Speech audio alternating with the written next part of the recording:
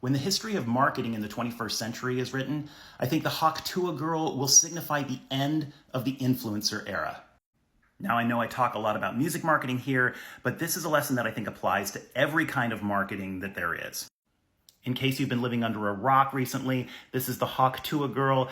She was caught in an unscripted moment talking about the joys of spitting on the D. That video went viral, and now she is everywhere. And I mean everywhere. Here's the issue the way I see it.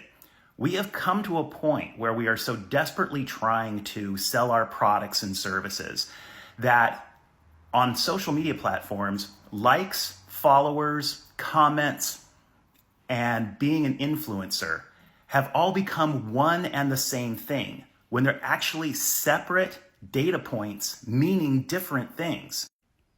In other words, if you have 10 million likes, you must be an influencer. If you have 10 million followers, you must be an influencer. If 10 million people comment on your video, you must be an influencer. But those things don't make you an influencer. They gauge entirely different metrics than whether you actually influence something. Okay, so Hawk Tuah girl, super popular now, super famous. She's everywhere, like I mentioned before.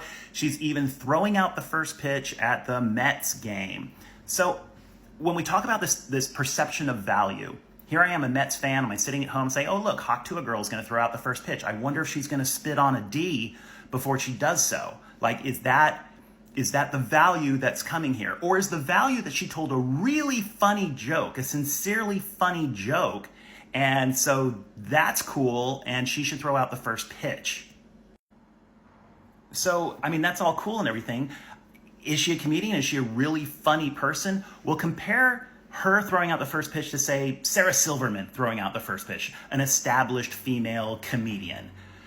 Compare those two perceptions of value, and what do you have? And honestly, it's no big deal. This could just be her Warholian 15 minutes of fame, and that's fine, except that she's being paid for appearances. She's being paid for some of this stuff. So there must be some perception of value. And what I'm saying is that in the long term, there is not.